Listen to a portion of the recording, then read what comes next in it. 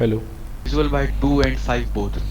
Okay, so question number 21 है find the number of natural number between 102 and 998 which are divisible by 2 and 5 both, जो कि 2 और 5 दोनों से डिविजिबल हों। बच्चों ऐसे नंबर कभी भी आ जाए जिसमें 2 और 5 दोनों से डिविजिबल हों, तो इसका मतलब 2 और 5 से कौन से नंबर डिविजिबल होंगे? जो 2 और 5 के एलसीएम से होंगे। मतलब 2 और 5 का एलसीएम कितना आता है? 10। मतलब आपको ऐसे नंबर बताने हैं जो कि डिविजिबल बाई 2 एंड 5 बोथ, मतलब कि 10 से डिविजिबल। तो बच्चों 102 के बाद जो पहला नंबर 10 से डिविजिबल होगा वो क्या होगा? 110, है ना। फिर क्या होगा? 120, up to dot dot dot dot dot dot करते हुए लास्ट नंबर क्या बनेगा? 990, 190। तो आपको ऐसे नंबर काउंट करके बताने हैं। तो बताइए कैसे काउंट करेंगे? अक्षत कर लिया, आपका आंसर आ गया? Yes sir. क्या आंसर आया? 89। चलिए देखते हैं आपका आंसर सही है गलत है। बिल्कुल सही। देखिए तो इस तरीके से इसको सॉल्व करना है हमें, है ना। 120 अप टू 990, तो ए एन हो जाएगा 990। Formula a n equal to a plus n minus 1 into d करके आंसर आ गया 89। Done, very good. चलिए नेक्स्ट क्वेश्चन चलते हैं। Question number 22, prove that rectangle circumscribing a circle is a square. कह रहा है कि प्रूफ करिए कि एक ऐसा रेक्टेंगल जो सर्कल को सर्कमस्क्राइब करता है वो एक स्क्वायर होता है। चलिए तो आपको क्या प्रूफ करना है कि एक रेक्टेंगल बना लो बच्चों जो सर्कल को सर्कमस्क्राइब कर रहा है, मतलब सर्कल के बाहर है। तो बच्चों अपनी कॉपी में एक सर्कल बनाओ और उसके चारों तरफ एक रेक्टेंगल बना लो। ये एक रेक्टेंगल बना लिया। आपको प्रूफ करना है कि ये रेक्टेंगल एक स्क्वायर होगा। बच्चों स्क्वायर के लिए क्या प्रूफ करना पड़ेगा? कि चारों साइड जो है आपस में क्या है? इक्वल हैं। आपको ये प्रूफ करना पड़ेगा, ठीक है ना। तो देखिए टेंजेंट की प्रॉपर्टी होती है एक्सटर्नल पॉइंट से ए पी और ए एस इक्वल होगा कि नहीं होगा? बताइए। होगा sir. A P A S equal होगा। बी क्यू किसके इक्वल होगा बच्चों? बी पी बी एस के, बी पी बी क्यू के इक्वल, क्यू है ना। बी पी बी क्यू के इक्वल। सी आर किसके इक्वल बच्चों? सी क्यू के। और डी आर किसके इक्वल? डी एस के। तो ये चारों पॉइंट तो पता चल गया आपको। अब अपन को बच्चों करना क्या है? अपन को ये करना है कि अपन को कोई भी एडजेसेंट साइड इक्वल लानी है। ये तो पता है कि रेक्टेंगल की आमने सामने की इक्वल होती हैं, बट ये पता चल जाए कि ये जो है इसके इक्वल हो जाए तो बस कोई दिक्कत नहीं हो। तो अपन को करना क्या है बच्चों? अपन को ए पी के साथ पी बी जोड़ना है ना। ए पी के साथ पी बी जोड़ना है और ए पी पी बी और यहाँ पे ए एस और क्या? S D. तो अपने पास देखिए, अपने पास जो पेयर हैं A P plus P B, A P plus P B और यहाँ से C R plus D R. तो बच्चों ए पी की जगह मैं क्या रख सकता हूँ? ए पी ए एस के इक्वल है। बी पी किसके इक्वल है? बी क्यू के। सी आर किसके इक्वल है? सी क्यू के। और डी आर किसके इक्वल है? डी एस के। तो ये अपने पास देखिए क्या आ जाएगा? A P plus B P plus C R plus D R equal to A S plus B Q C Q plus D S. बच्चों A P plus B P क्या हो जाएगा? A P plus B P हो जाएगा A B और C R plus D R हो जाएगा किसके इक्वल? सी डी के इक्वल। ओके। एंड अपने पास equal to A S plus B Q, A S and B Q. A S B Q को पहले एडजस्ट करो, ए एस के साथ ले आओ डी एस को, ए एस डी एस को ले आओ, इन दोनों को साथ में कर लो और A B Q C Q को। तो बी क्यू सी क्यू को कर लिया, मतलब कि ए डी और सी बी ये दोनों हो गए। एक बन गया ए डी और एक बन गया सी बी। तो इसका मतलब क्या हुआ? But A B C D के इक्वल है, बट ए बी जो है सी डी के इक्वल है। मतलब यहाँ पे मैं क्या लिख सकता हूँ? इसको मैं लिख सकता हूँ 2ab। और ए डी सी बी के इक्वल है तो मैं यहाँ लिख सकता हूँ इसको कितना? 2ad। तो बच्चों 2 से 2 कैंसिल हो गया तो आंसर आ गया A B equal to A D. बोलो क्लियर हुआ कि नहीं हुआ? Yes sir. बाकी कोई बोले? Okay good. चलिए अगला क्वेश्चन देखिए। बच्चों एरिया रेशियो थ्योरम और पाइथागोरस थ्योरम का प्रूफ सिलेबस में नहीं है। हमने पढ़ा जरूर है बट बच्चों प्रूफ में एरिया रेशियो थ्योरम और पाइथागोरस थ्योरम का प्रूफ सिलेबस में नहीं है। मतलब इस साल ना आपको एरिया रेशियो थ्योरम पूछी जाएगी ना ही पाइथागोरस थ्योरम पूछी जाएगी। जो मैंने सिलेबस भेजा है आपको, आप देख लीजिए। सिलेबस में, न्यू सिलेबस में एरिया रेशियो थ्योरम और पाइथागोरस थ्योरम हटा दिया गया है। ओके। ट्रायंगल से अच्छा खासा सिलेबस हटा है। तो ट्रायंगल से the ratio of the area of the two similar triangle equal to the ratio of the square of the corresponding side हट गया। Okay. And that if the triangle the square of one side is equal to the square of the another two side the angle opposite to the first side is a right angle. हाँ बेटा Pythagoras नहीं हटी है, converse of Pythagoras हट गई है।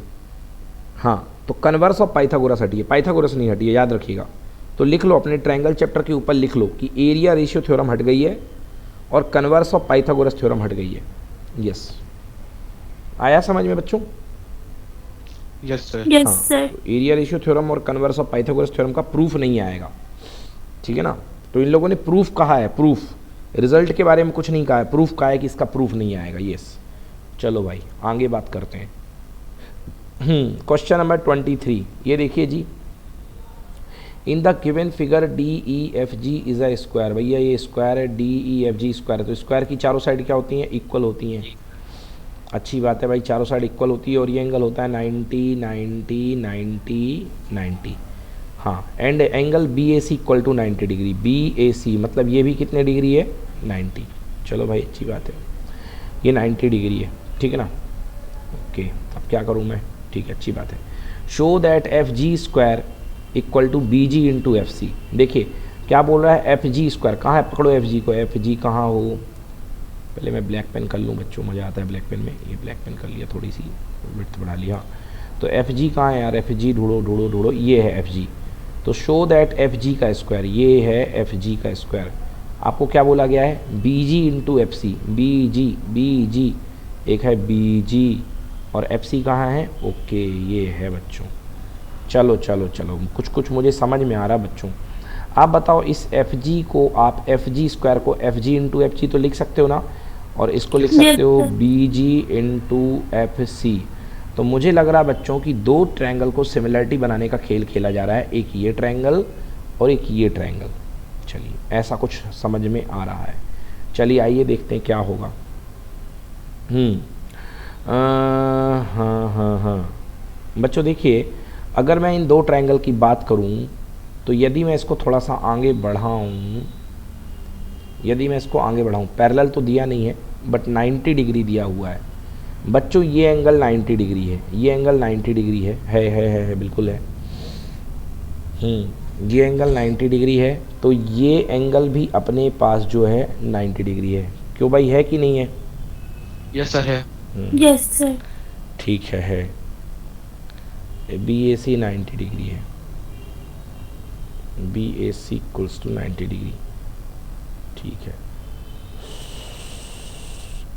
और बताइए, इन दोनों ट्रायंगल को इक्वल करने की कोशिश कीजिए।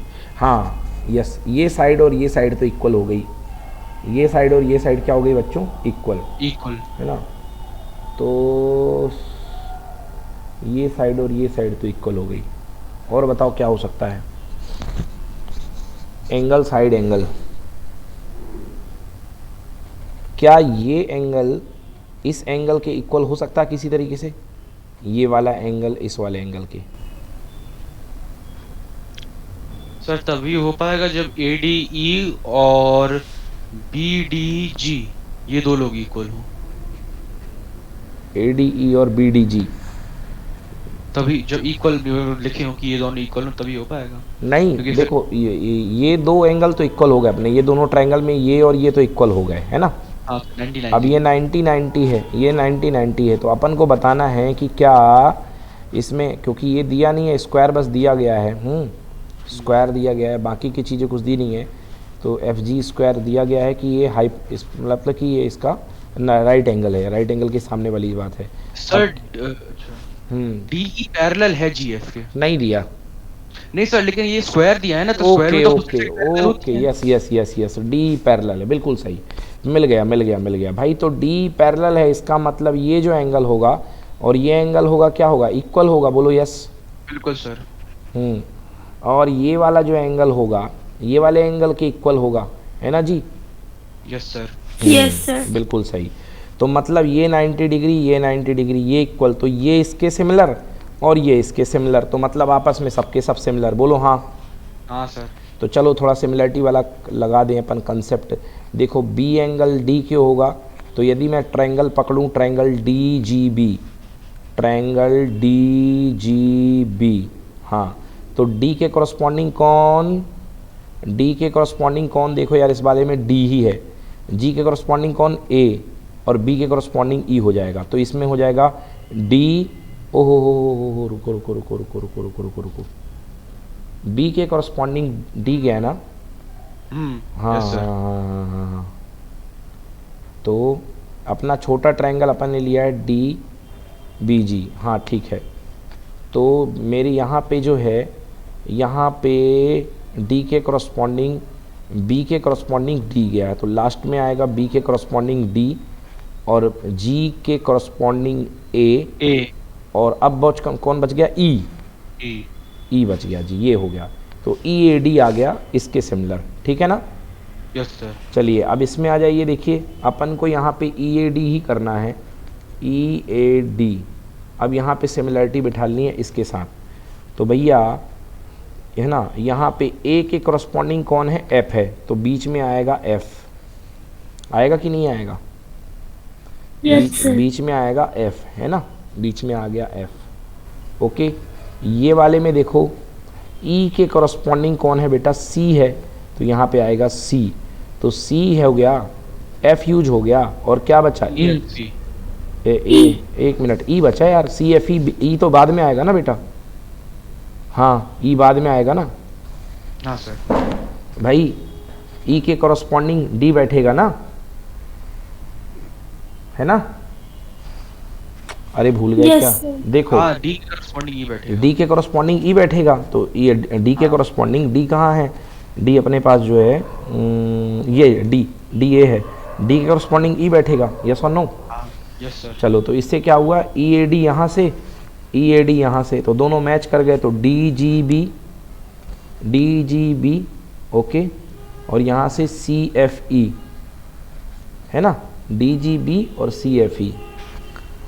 ओके, तो देखो एफ जी मिलेगा क्या अपन को? नहीं मिल रहा, बट अपन को एफ जी चाहिए है।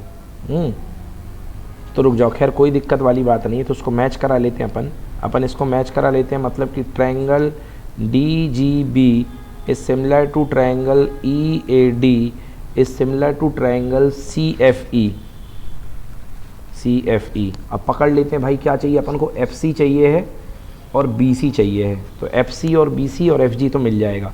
तो एफ सी इसके पास में है, बिल्कुल इसके पास में है, ओके, और बी सी किसके इक्वल है? देखो बी सी,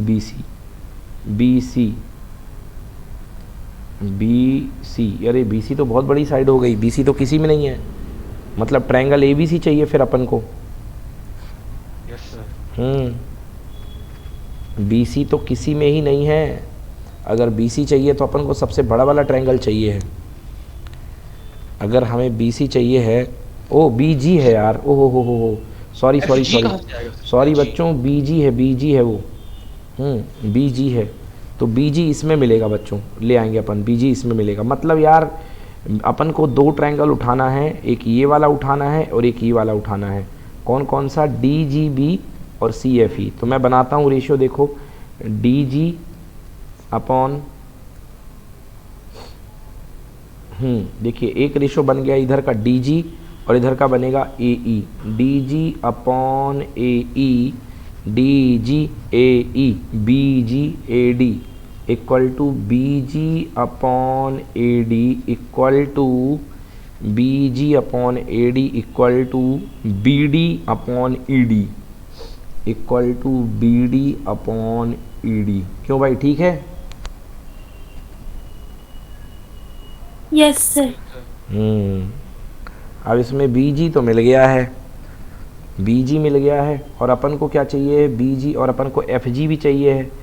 एफ जी तो किसी ट्रायंगल में अपन को एफ जी तो किसी ट्रायंगल में मिल ही नहीं रहा है, क्योंकि एफ है ये है, जी ये है, बट एफ जी का काम कौन कर सकता है मालूम? एफ जी का काम डी जी भी कर सकता है। ओके, तो एफ जी के स्क्वायर की जगह, रुक जा बेटा ढूंढेंगे, एफ जी के स्क्वायर की जगह कोई भी स्क्वायर मिल जाए, चाहे तो डी का स्क्वायर मिल जाए, तो आप ऐसा पेयर देखो जिसमें आपको स्क्वायर मिल रहा हो। सर अपने ऊपर वाला ट्रायंगल क्यों साथ मिल लिया? अपन आजू बाजू वाले ले लेते तो अपने को बीजी और एफसी एक बार में ही मिल जाते। चलो ले लेते हैं, तो बीजी और एफसी मिल जाते हैं, आजू बाजू वाले ले लेते हैं। चलो, तो D G upon F C, ठीक है ना, equal to B G upon E F, ठीक है ना, equal to B D upon क्या? सी ई। बोलो यस। Yes sir. तो बेटा बी जी एफ सी इससे तो मिल गए, हाँ ये तुमने सही दिमाग लगाया, और ये हो गया E F into D G, तो मैं यहाँ लिख देता हूँ बेटा, क्या लिख देता हूँ, B G into F C, B G into F C equal to E F और डी जी। देखो डायग्राम में ई एफ कहाँ है, ये है ई एफ, डी जी कहाँ है, ये स्क्वायर है, तो भैया ये तो इक्वल होगा ना जी एफ के, बस हो गया। तो मतलब इसको मैं लिख सकता हूँ, मिल गया, बन गया भैया, प्रूफ हो गया, समझ में आया। Yes sir. तो B G into F C equal to D G into E F, D G और ई एफ, बिल्कुल सही बोला अक्षत आपने। और डी जी की वैल्यू भी किसके इक्वल है, क्योंकि स्क्वायर है, डी जी किसके इक्वल है, जी एफ के इक्वल। और ई एफ भी किसके इक्वल है, ई एफ भी स्क्वायर है का साइड है, तो जी एफ के इक्वल। तो बच्चों आ गया B G into F C equal to क्या, जी एफ का स्क्वायर, हैंस प्रूव्ड। समझ में आया कि नहीं आया। Yes sir. Yes sir. भाई देखो ये दोनों ट्रायंगल को पकड़ के ले लिया, जो शुरुआत में ही अपने पकड़ लिया था, ये देखो शुरू में निशान लगा दिए थे कि जो भी होने वाला है इन दोनों ट्रायंगल से होने वाला है, तो बस वो पैरेलल हो गया था, तो दोनों ट्रायंगल सिमिलर हो गया, ऐसा हो गया, ठीक है ना। अब इसका सोल्यूशन देख लेते हैं। वैसे तो हम लोगों ने कर लिया है, लो इसने तो दनादन सीधे एंगल क्राइटेरिया से कर दिया और दो पार्ट इक्वल कर दिए, ये हो गया। एनी डाउट बच्चों। No sir. चलो जी नेक्स्ट क्वेश्चन।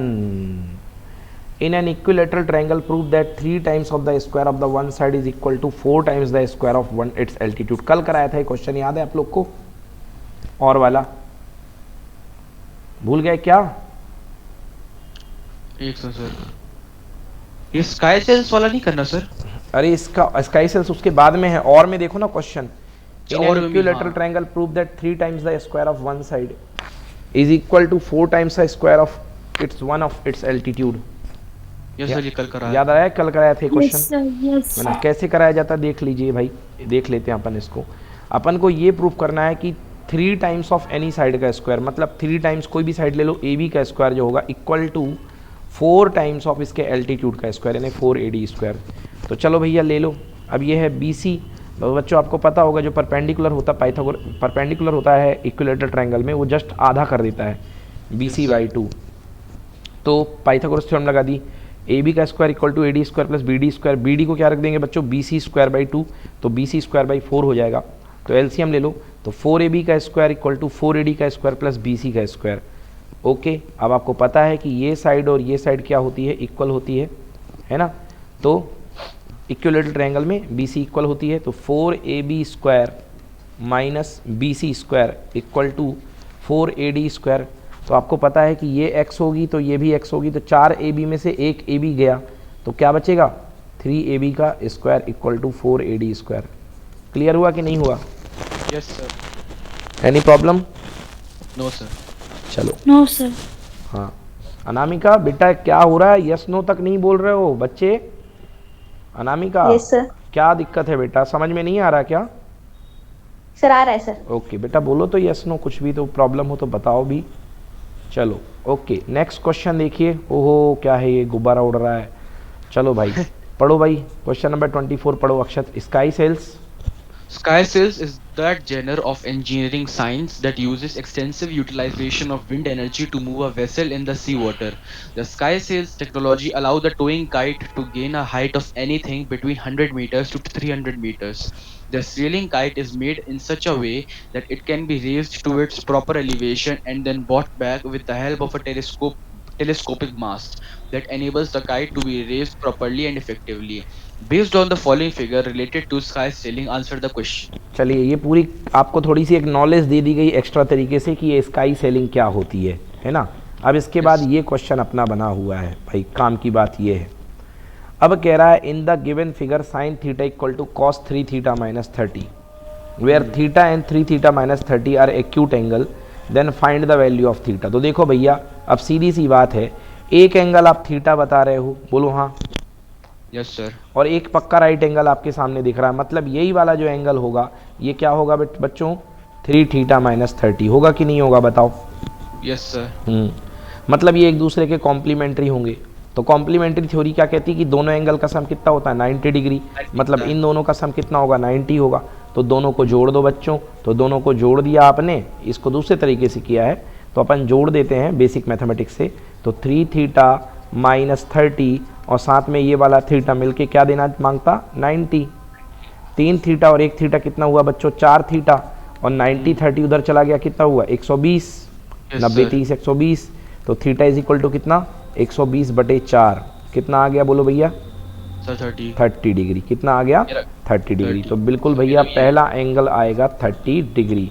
तो कह रहा give the value of theta, तो इन लोगों ने 30। कॉस ऑस का यूज़ करके किया है, हमको मतलब नहीं है कॉस से, हमने अपने मैंने भी तरीके से कर दिया। मैंने भी वैसे किया, तो कोई बस दिक्कत सही। नहीं, कोई कॉस से भी कर सकते हो, कॉम्प्लीमेंट्री एंगल साइन का कॉस होता है। हाँ, व्हाट वही। Would be the length of the rope, ओहो हो कह रहा है अगर 400 वर्टिकल हाइट 200 है तो लियो भैया ये दे रखी है 200, तो रोप की लंबाई निकालनी मतलब हाइपोटेनस, तो sine 30 degree equal to perpendicular है 200 और हाइपोटेनस का पता नहीं, तो साइन 30 कितना होता है 1/2, तो 2 पर मल्टीप्लाई हो जाएगा तो x बराबर 400 आ गया, यस सर, आया ना। सही सही आंसर। x इक्वल टू 400, बिल्कुल सही भैया, x इक्वल टू 400। 400। चलिए अगला क्वेश्चन करते हैं, क्वेश्चन नंबर ये हो गया अपने पास, बहुत इजी क्वेश्चन है ये 24 भी, इतनी बड़ी कथा और क्वेश्चन बहुत इजी है।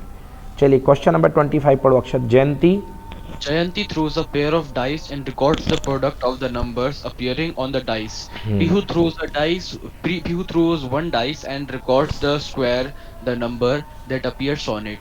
Who has the better chance of getting the number 336? Justify. हाँ भाई देखो पैरा कि वो हैव द बेटर चांस, तो जिसकी प्रोबेबिलिटी ज़्यादा होगी उसके बेटर चांस होंगे। अब कह रहा है कि जो जयंती है ना, जयंती क्या कर रही है, प्रोडक्ट नोटिस कर रही है। तो पहला है कि जयंती के लिए तो probability of getting number 36 on product, तो probability on getting 36 as a product, क्योंकि जयंती प्रोडक्ट पे खेल रही है। तो भैया देखो 36 किसका किसका आ सकता है, 6 का, 9 4 का, 9 तो होता ही नहीं है यार, एक ही है सर। एक ही है, 6 है ना, 9 तो होता ही नहीं है पासे में, तो इसकी प्रोबेबिलिटी कितनी हो जाएगी 1/36, क्योंकि टोटल कॉम्बिनेशन बनेंगे 36। और दूसरा कौन है ये पीहू, पीहू क्या कर रही है, square of the number appear on it, है ना, ये 1/6। तो भैया इसकी प्रोबेबिलिटी कह रही है Pihu record the square on the number appear on it. अब ये भी 36 में है, तो इसका भी एक ही पेयर तो मिलेगा, 36 एक ही चीज का स्क्वायर तो होता है। नहीं सर, वो एक ही डाइस मतलब फेंक रही है ना, वो दो थोड़ी ना फेंक रही है। ओके वो एक ही डाइस फेंक रही है, तो 1/6 हो गई इसकी। Yes, हाँ sir. Pihu throws 1 dice, very good, ये बहुत अच्छी बात बताई आपने, देख लिया आपने। तो पीहू की प्रोबेबिलिटी 1/6। अब बच्चों देखो 1/36 और 1/36 में ज़्यादा कौन होता है, 1/6, तो मतलब पीहू के स्क्वायरिक प्राप्त करने की प्रोबेबिलिटी ज़्यादा है, तो क्योंकि 1/6 इज ग्रेटर देन 1/36, तो पीहू Yes, के sir. जीतने के चांसेस ज़्यादा रहेंगे। चलिए Yes. देखिए, हाँ तो पहला जयंती 1/36, पीहू 1/6, इसलिए Pihu have the better chance, has the better chance. Done. Yes sir. चलिए अगला question, N integer chosen from 70 to 100, probability that A prime number Divi's, भाई 70 से लेकर के 100 एंड लिखा है बेटा, तो ना तो 70 लोगे और ना तो 100 लोगे, समझ गए ना, यस ना तो 70 लोगे ना 100 लोगे, मतलब बीच के कितने नंबर हुए 29, कितने हुए 31। मेरे 31 नंबर्स आए। हाँ अच्छा मुझे बताओ हाँ अक्षर, सर, 29 होंगे, 29 होंगे। चलो अब बताओ प्राइम नंबर की प्रोबेबिलिटी और डिविजिबल बाई 7 की प्रोबेबिलिटी। 8/29। प्राइम नंबर की प्रोबेबिलिटी 8/29, चलिए देखते हैं। गलत है भैया, प्रोबेबिलिटी 6/29 आ रहा है, आपने 2 प्राइम नंबर गलत लिख लिए कोई भी। सर मैंने प्राइम नंबर मैंने लिखे हैं 71, 73, 79, 83। जाओ 71 71 73, फिर क्या 79, हाँ फिर 83, 83 87, 87 89। 89 नहीं है प्राइम नंबर भाई, एक मिनट, 89 किसकी टेबल में आता है अगर प्राइम नंबर नहीं हुआ तो, पहले लिख लो वही। पूरे फिर देखेंगे। 89 और 93 93 और 97। 97 ठीक ना। चलिए ये तो है ही नहीं है, क्योंकि 9 + 3 का सम 12 हो रहा है बेटा, तो इसको काट दो, 3 से डिविजिबल है ना। सर यस सर, एक ये कट गया। एक ये कट गया बेटा, ये भी 3 से डिविजिबल होता है, 8 कौन + सा? 7 15, 87, 87। ओके सर, ये दो कट गया। समझ गए ना। अब- तो बचे कितने, 6/29। 6/29, तो आंसर 6/29। डन। Yes sir. अब डिविजिबल बाई 7 में कितने नंबर होंगे भाई, 7 की टेबल ही पढ़ना है ना। तो देखिए 7 की टेबल में 70 के बाद में चल रहा है, तो 77 बोलो हाँ, हाँ sir. 77 plus 7 84, yes sir. 84 plus 7 91, yes sir. 91 plus 7 98, 4 number, तो आंसर 4/29। डन। Yes sir. चलो बहुत Yes, बढ़िया। sir. Yes, sir. चलिए 26 क्वेश्चन देखिए बच्चों, 26 क्वेश्चन पढ़ो बेटा, क्या है? Isha is 10-year-old girl. On the result day, Isha and her father Suresh were very happy as she got the first position in the class. While coming back to their home, Isha asked for a treat from her father as a reward for her success. They went to a juice shop and asked for 2 glasses of juice. Aisha, a juice seller, was serving juice to her customers in 2 types of glasses. Both the glasses had inner radius 3 centimeter. The height of both the glass was 10 centimeter. First, type A, glass with hemispherical raised bottom, and second type, a glass with conical raised bottom of height 1.5 meter. Isha insisted to have the juice in the first type of the glass, and her father decided to have the juice in the second type of glass. Out of the two, Isha or her father, Suresh, who got more quantity of juice to drink and by how much? चलिए, तो दो type के glass है बेटा, एक में conical shape है और एक में हेमिस्फेरिकल शेप है। तो जो टोटल वॉल्यूम जूस का आएगा, volume of the juice equal to volume of the cylinder minus volume of the cone, volume of the hemisphere first shape में, और volume of the cylinder minus volume of the cone second shape में। बोलो yes और no. Yes sir. अब दोनों के volume आप निकाल लीजिए, बताइए दोनों के वॉल्यूम में ज़्यादा वॉल्यूम कौन सा बच रहा है, कोन का या हेमिस्फेयर का? सर जो जूस है, हाँ, वो ज्यादा आएगा उसमें, in second type of glass, मतलब कि कोन वाले में, है ना? हाँ। चलिए तो देख लेते हैं कैसे करना है इसको, बहुत ही सिंपल क्वेश्चन है। देखिए, capacity of the first glass equal to πr²h, cylinder का वॉल्यूम माइनस हेमिस्फेयर का वॉल्यूम 2/3 πr³। बेटा सॉल्व कर लो, आंसर आ रहा 72 पाई सेंटीमीटर क्यूबिक। और सेकेंड वाले में बेटा कितना आएगा, कोनिकल ग्लास है तो कोनिकल ग्लास में डिवाइड सब्ट्रैक्ट कर दो बेटा, है ना? तो πr²h सिलेंडर का वॉल्यूम माइनस 1/3 πr²h कोन का वॉल्यूम, आंसर 85.5। तो बेटा सेकेंड वाला जो ग्लास है उसमें जूस ज़्यादा बनेगा, फर्स्ट वाले ग्लास में जूस कम बनेगा। डन सर, बिल्कुल यही आया मेरे आंसर। ठीक है। और सर उसके फादर को ज्यादा जूस मिला और बाय 13.5 पाई सेंटीमीटर क्यूब। हाँ, उसके फादर को, फादर ने कोनिकल वाला कहा है। हाँ सर, फादर ने कोनिकली तो लिया। Okay okay okay okay. और ने सर वो भी तो पूछा है बाय हाउ मच, और सॉल्यूशन में हाउ मच तो निकाला नहीं है। हाँ, वो got more quantity of juice by high में, दोनों को माइनस कर देना, है ना? तो फादर को ज्यादा मिला बाय हाँ। 13.5 पाई। ठीक है ठीक है ठीक है ठीक है ठीक है ना। And her father decided to have the juice on the second type. पिताजी होशियार हैं, ठीक है ना, उन्होंने कैलकुलेट कर लिया होगा। चलो भाई, अगला क्वेश्चन देखिए। अगला क्वेश्चन है हमारे पास क्वेश्चन नंबर 27। Question number 27। बच्चे भी कितने सीधे हैं, जूस पी के पार्टी मान लिए, हो खुश हो गए, जूस पी लिया। चलिए, question number 27। Given that √5 is an irrational, prove that 2√5 - 3 is irrational number. बेटा कॉन्ट्राडिक्टरी मेथड से करते हैं, मान लेंगे कि 2√5 - 3 रेशनल है, मतलब P/Q, है ना? तो 2√5 - 3 को P/Q को मान लिया, P को इधर ले आया 3 को, तो P + 3Q/2Q। ऊपर की party integer plus integer integer integer upon integer integer, तो इसलिए ये जो पूरी पार्टी बन रही है बेटा, ये रेशनल नंबर बन रही है, हाँ या ना? हाँ सर। हाँ, बट लेफ्ट में जो बैठा है रेशनल है, बट दुनिया में कभी भी रेशनल और रेशनल एक दूसरे के इक्वल नहीं हो सकते हैं। This is contradiction. Yes yes sir. And this contradiction arises because of our wrong assumption that 2 - 2√5 - 3 is irrational number, है ना? Hence our assumption is wrong and 2√5 - 3 is an irrational number। ठीक है ना, हमने उसको रेशनल माना था, वो गलत था। Done done. Yes sir. Yes sir. चलिए भाई, 27 का अगला पार्ट, यूक्लिड डिवीजन लेमा याद रखिएगा, नहीं आना है इस साल, पढ़ने मत लगिएगा। If HCF of 140 and 180 expressed in 13m - 16, find the value of f। तो दोनों का HCF निकाल दो, इक्वल कर दो, तो m की वैल्यू आ जाएगी। सर ये मेरा आ नहीं रहा, पता नहीं क्यों। चलिए, तो मेरा चलिए। HCF वगैरह आ गया। चलिए, HCF कितना आ गया, 36 आया कि नहीं आया? यस सर, 36 आया है। अब बस हो गया, 13m - 16 को 36 के इक्वल कर दो ना भाई। 13m - 16 इक्वल टू 36 के खुद इक्वल है HCF के equal.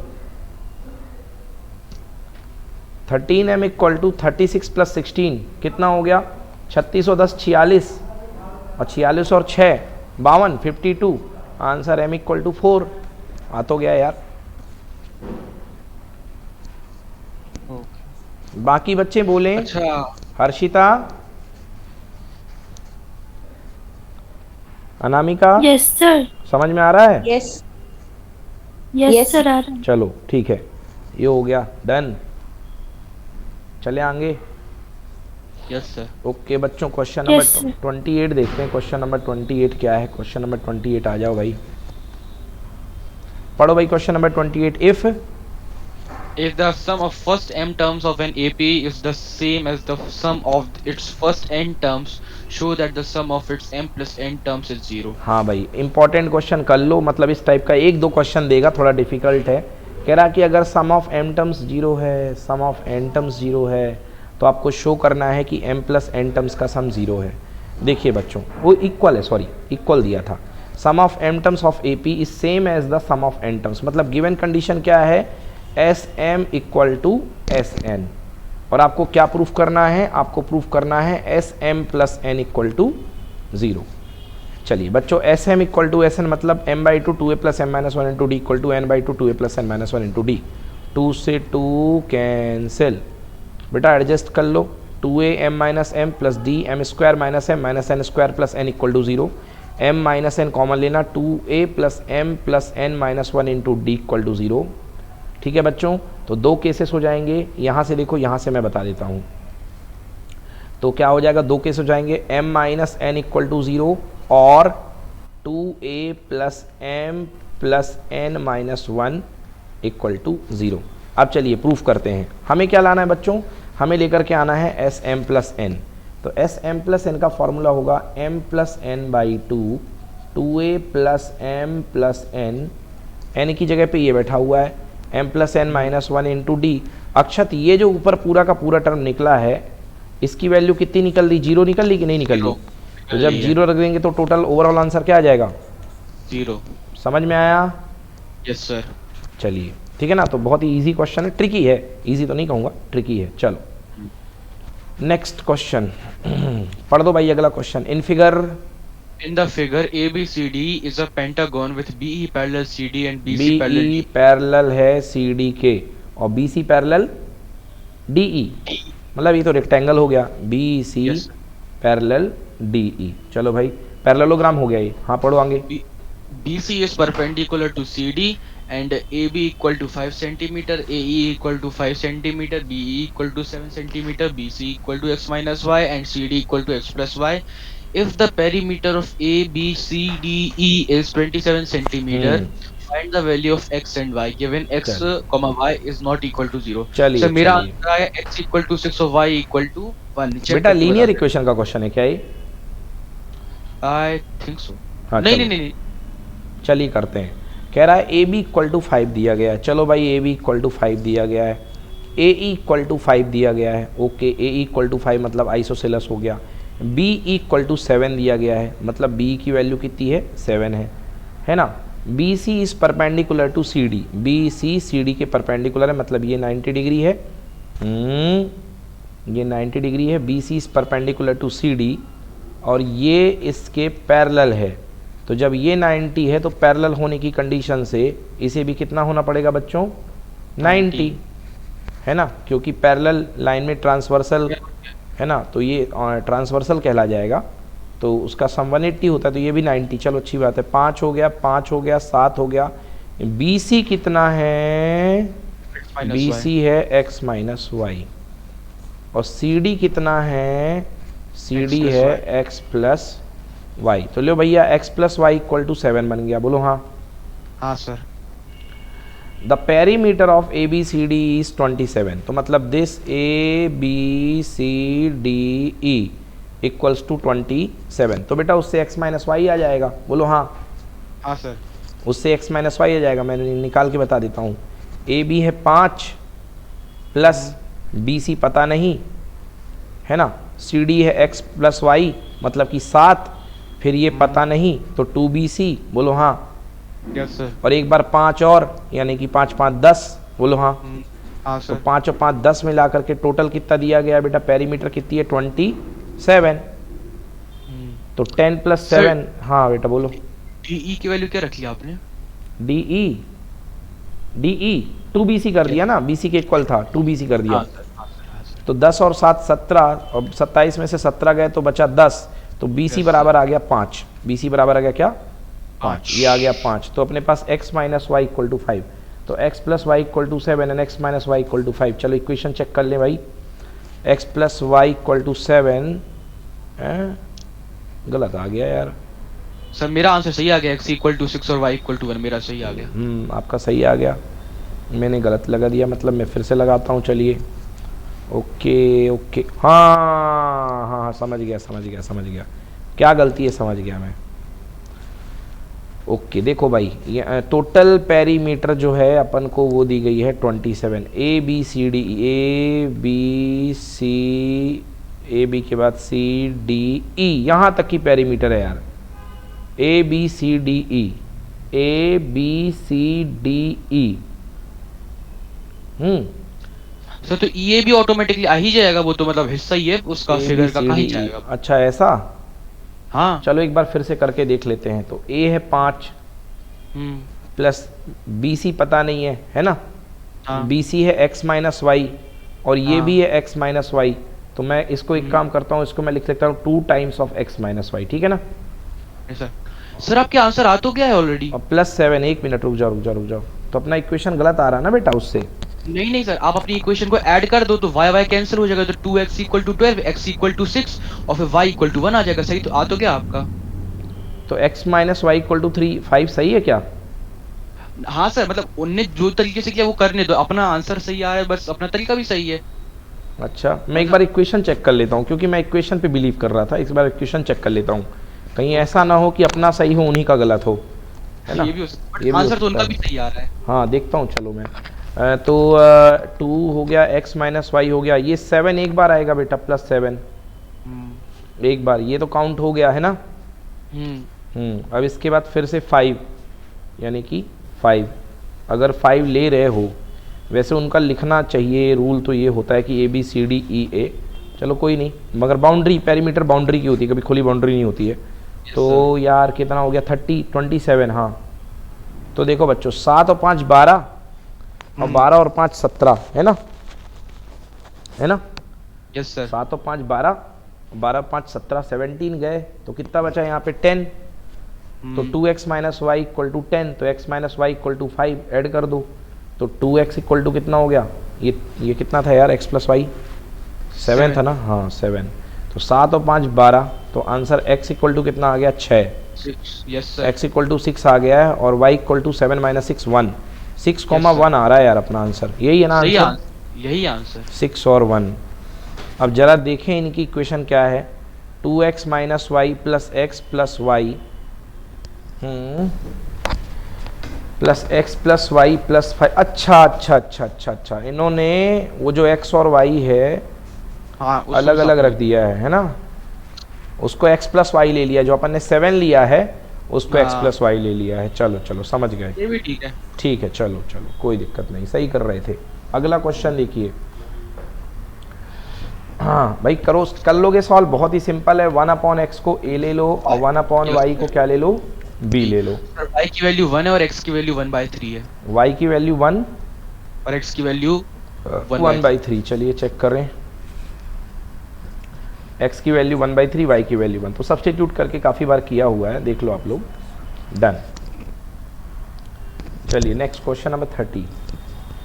Obtain all the zeros of the polynomial x की power 4 plus 4x cube with this if 2 zeros are √5 and -√5। धमाकेदार क्वेश्चन भैया पॉलिनोमियल का, बट NCERT का क्वेश्चन है। Obtain all the zeros of the polynomial, अगर इसका एक root दिया है +√5 और एक रूट दिया है -√5। तो चलिए पहले सबसे पहले क्या बना लिया, एक फैक्टर दोनों का मल्टीप्लाई करके फिर डिवाइड कर दिया, तो ये बन गया, फिर इसको 0 से कंपेयर कर दिया, तो इसको 0 से कंपेयर करने के बाद एक आ गया -3 -1 आया है क्या। बिल्कुल सर, मेरे यही आए हैं। चलिए बहुत अच्छे। Question number 31,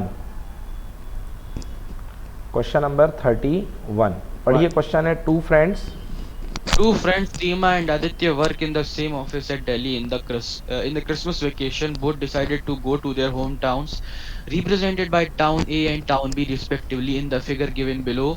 Town A and Town B are connected by trains from the same station C in the given figure in Delhi. Based on the situation, answer the following questions. चलिए, तो ये ग्राफ दिया हुआ है, ठीक है ना, ये टाउन ए है, ये टाउन बी है और ये टाउन सी है, ठीक है ना।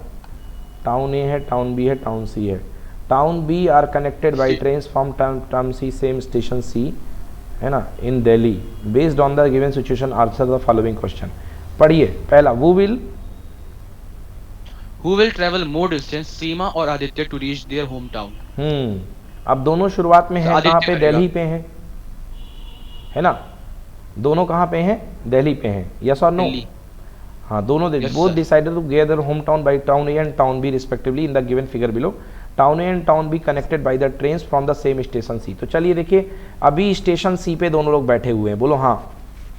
हाँ सर। स्टेशन सी से Yes, लेकर के स्टेशन ए की दूरी निकालो और स्टेशन सी से लेकर के स्टेशन बी की दूरी निकालो। चलो देखो ये पॉइंट क्या बनेगा, 1 2 3 4 और ऊपर के लिए 4,2। तो टाउन बी बन गया 4,2, बोलो यस। Yes sir. और टाउन ए बनेगा 1,7, हाँ या ना। हाँ सर। और टाउन ये इनका खुद का स्टेशन जो बनेगा वो क्या बनेगा यार, -4,4, -4,4। तो वैसे डिस्टेंस दिख ही रही है ग्राफ से कि ये वाली ज़्यादा है ये वाली कम है, फिर भी निकाल ली होगी आप लोगों ने। बताइए डिस्टेंस कितनी आई बच्चों, एक आएगी √34, एक आएगी आदित्य वाली √68। समझ गए ना। तो आदित्य ज़्यादा डिस्टेंस ट्रेवल करेगा। डन। Yes sir. चलिए दूसरा क्वेश्चन पढ़िए। Seema and Aditya plan to meet at the location D situated at a point D represented by the midpoint of the line joining the points represented by town A and town B. Find the coordinates of the point represented by the point D. चलो, इन लोगों ने plan किया कि भैया हम लोग जो है यहाँ पे मिलेंगे, दोनों अपने गांव के बिल्कुल मिड पॉइंट पर कभी आके कहीं मिलेंगे। तो आपको बताना है मिड पॉइंट। तो मिड पॉइंट फार्मूला लगा लोगे, 1 + 4 5/2 और 7 + 2 9/2, यस और no. Yes sir. 7/5/2 9/2, right. Activity sir मैंने पॉइंट पे लेके चलेगा ना 2.5, मत लिखो, अच्छा नहीं लगता है, पॉइंट फ्रैक्शन में रहने दो। अगला क्वेश्चन पढ़ो। Find the area of the triangle form by the joining the point A B. देखो यार, एरिया ऑफ द ट्रायंगल तो हटा दिया गया ना सिलेबस से। Yes sir. अब ये बड़ी विडंबना है कि एरिया ऑफ द ट्रायंगल हटाने के बाद दे दिया यार क्वेश्चन में, बताओ 4√17 है ना। तो इसमें फॉर्मूला लगा दो वही डिब्बी वाला, 1/2x1 y2 - y3। 4√17 नहीं आ रहा बेटा, ओनली √17 स्क्वायर यूनिट आ रहा है। रूट कहाँ आ गया यार, हाफ बेस इंटू हाइट लगा दिया क्या? नहीं मैंने तो कुछ और ही लगाया। हाँ हाफ बेस इंटू हाइट ही तो लगाया है। क्यों लगा दिया हाफ बेस हाइट भाई? कोऑर्डिनेट वाला फॉर्मूला लगाओ, ये लगेगा x1 y2 - 1/2 बाहर, याद ही नहीं है x1 y2 - y3 plus x2 एक आ गया, फिर 2 के बाद 3 y3 - y1 plus x3 y1 - y2, ये फॉर्मूला लगेगा है। ओके चलो लगा दो ना, कट। अब देखो भाई, सैंपल पेपर में दिया है और उसमें कट गया है। नहीं सैंपल पेपर इसी साल का है, ये स्टैंडर्ड अभी का इस साल का है ये। सर आएगा तो कोर्ट में केस कर देंगे कुछ। अरे वो सब तो ठीक है। चलिए अगला क्वेश्चन देखते हैं। हाँ, sin theta plus cos theta equal to √3 then prove that tan theta plus cot theta equal to 1। भाई sin थीटा क्या कर दिया जाए, स्क्वायर कर दिया जाए। स्क्वायर कर दोगे तो बच्चों आपके पास थीटा की वैल्यू मिल सकती है, मिल जाएगी, इस बात की गारंटी नहीं ले रहा हूँ, मिल सकती है अगर स्क्वायर कर दोगे तो, है ना। स्क्वायर कर दोगे तो प्रूफ करना है। अच्छा बच्चों क्या करना है, सुनो कुछ नहीं, हाँ इसको स्क्वायर करके ही करना पड़ेगा और उससे जो रिजल्ट आएगा वो उसमें यूज होगा। ये क्वेश्चन एक बार और आ चुका है, मुझे याद आ गया। चलिए देखिए, sine theta plus cos theta equal to √3 है, तो स्क्वायर कर दोगे तो sine theta plus cos theta का स्क्वायर इक्वल टू 3 हो जाएगा। Sine square theta plus cos square theta 1 plus 2 sine theta cos theta equal to 3। तो sine theta into cos theta equal to कितना हो गया, 1 हो गया। 1 हो गया। चलो अभी देखो यहाँ पे tan theta plus cot theta की वैल्यू निकालनी है। tan को लिखा साइन अपॉन कॉस, कॉट को लिखा कॉस अपॉन साइन, ये इधर गया ये इधर गया, क्या बन गया, sign square theta plus cos square theta numerator में और अपॉन में sign theta into cos theta जो ऑलरेडी 1 है। तो 1/1 इक्वल टू कितना, 1 नहीं आया समझ में। tan theta plus cot theta equal to so 1 के बाद से बताना एक बार दोबारा से। बेटा ये तो 1 आ गया था, बोलो हाँ। हाँ अब आरएचएस में इसकी वैल्यू हमें निकालनी है, तो इसको हमने खोल करके लिख दिया, बोलो हाँ। ओके। अब एलसीएम लोगे तो sign square theta plus cos square theta और नीचे बनेगा साइन थीटा कॉस थीटा। ये ऊपर तो खुद 1 होता ही है क्योंकि आइडेंटिटी है, सबका मालिक 1 और नीचे बन जाएगा 1 1/1 1। एक आ गया सर, आ गया। चलो भाई 32 क्वेश्चन भी डन। अगला क्वेश्चन इसका है और वाला, देखिए cos square 45 plus theta plus cos square 45 minus theta. Okay बच्चों देखो, cos square 45 minus theta, cos theta is equal to होता है साइन 90 माइनस थीटा। तो आप हाँ, साइन 90 माइनस 45 और माइनस माइनस प्लस हो जाएगा, तो बेटा ये अपने पास बचेगा साइन 45 प्लस थीटा। बोलो हाँ ये चीज। हाँ तो cos square theta plus sign square theta क्या हो गया 1। समझ में आया? Yes sir. अब tan 60 प्लस थीटा और tan 30 माइनस थीटा, जरा देखो ये एक दूसरे के कॉम्प्लीमेंट्री पेयर हैं क्या? अगर कॉम्प्लीमेंट्री पेयर लोगे तो ये कॉट में बदल जाएगा, और बदल भी रहा है तो ये दोनों कैंसिल होके भी 1 बन जाएंगे। बोलो हाँ हो गया सर, हो गया सर। हाँ हो गया। यस अब सर। कॉट 30 प्लस साइन 90 यही है, वैल्यू रख करके निकाल लो। तो कॉट 30 कितना होता है, tan 30 का उल्टा √3 प्लस 1, और tan 60 कितना √3 और sec 0 होता है 1, तो 1 प्लस √3 प्लस 1 इंटू √3 माइनस 1। तो उधर तो आया है 1 प्लस a प्लस B a minus B a square minus B square 1 और माइनस का 1, तो 1 से 1 कैंसिल, आंसर बोलो 3। सर √3 प्लस 1 √3 माइनस 1, तो √3 स्क्वायर माइनस 1 का स्क्वायर ऐसा नहीं होगा? हुआ ना, वही तो हुआ। तो √3 का स्क्वायर 3 माइनस 1 हाँ और बीच में प्लस 1 लगा, इसको भी तो 1 को काउंट करो, ये देखो ना प्लस लगा है। हाँ सर, हाँ सर। उसको भूल रहे हो आप, मल्टीप्लाई में नहीं है, तो आंसर कितना आ गया 3। डन। Yes sir. चलो भाई अच्छी बात है। अगला क्वेश्चन पढ़िए, क्वेश्चन क्या है?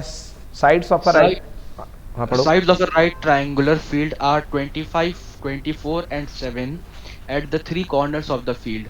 A cow, a buffalo and a horse are tied separately with the ropes of 3.5 meter each to graze in the field.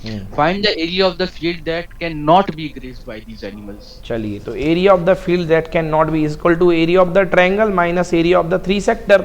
बोलो हाँ। बिल्कुल। हाँ सर एकदम। तो area of the triangle equal to 1/2 base into height और minus area of the 3 sector जो हो जाएगा वो अपने पास देखो 1/2 base into height into area of the 3 sector equal to pi R square 3 theta by 360। भाई pi R square into theta by 360। बोलो हाँ। हाँ हाँ हाँ। तो इसका थीटा और इसका थीटा, वो तो एंगल सम प्रॉपर्टी से कितना हो गया 180। 180। अच्छा हाँ। तो तीनों एंगल का सम कितना हो गया 180, तो पाई आर स्क्वायर है ना इंटू 180 बाई 360 हो गया, कुल मिला के तीनों एंगल 180। बोलो यस। Yes sir. तो इसमें से इसको माइनस कर दिया, आंसर आ गया। Okay. Yes sir, yes sir. Done. Yes sir. Required area में से रिक्वायर्ड एरिया जो निकालना था अनग्रेज्ड वाला, उसको माइनस कर दिया। Anamika clear? Hello. Yes sir. हाँ चलिए नेक्स्ट क्वेश्चन। आज सब लोग सेकेंड फिर से इस पेपर को लगा के रखना, और अगर कल कोई डाउट आता है तो यार कितने क्वेश्चन हैं यार, हद हो रही, 40। Yes sir. खत्म ही नहीं हो रहा पेपर ये तो। चलिए अगला क्वेश्चन देखिए भाई। हाँ क्या क्वेश्चन कह रहा, पढ़ो भाई Akshat. TV A TV reporter has given a task to separate a report on the rainfall of to the city. Prepare a report on the rainfall of the city Dispur of India in a particular year. After collecting the data, he analyzed the data and prepared a report on the rainfall of the city. Using this report, he drew the following graph for a particular time period of 66 days. Okay चलिए, तो ये graph बनाया है। अब साफ दिख रहा है कि एक है लेस देन ओजीव और एक है मोर देन ओजीव। अब आपको पता होना चाहिए बच्चों की लेस देन ओजीव और मोर देन ओजीव जिस पॉइंट पर कट करते हैं वो आपका होती है मीडियन। होती कि नहीं होती है? Yes sir. हाँ नोट कर लो अगर आपको नहीं पता कि लेस देन ओजीव और मोर देन ओजीव जिस पॉइंट पर कट करते हैं वो होता है मीडियन। कह रहा based on the graph following answer दो। बताओ बेटा, पहला पढ़ो। Identify less than type ogive and more than type ogive from the given graph. Very simple. Less than type ogive हमेशा नीचे से ऊपर जाता है और मोर देन टाइप ओजीव हमेशा ऊपर से नीचे आता है। Okay. समझ गए? तो जो अपना जो ग्रीन वाला है वो लेस देन ओजीव है, सॉरी जो येलो वाला है वो लेस देन है, और जो ग्रीन वाला है वो मोर देन है। चलो ठीक है, आया है समझ में ना? Yes sir. तो देखो पढ़ते हैं भाई आंसर।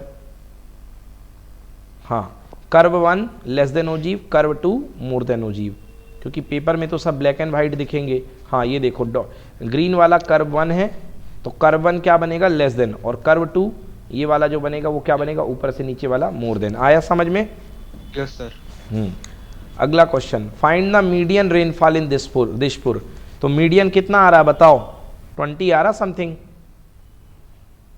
25 35 21 दिया हो, देख लो 21, तो ठीक है 20 भी लिख के आओगे चलेगा।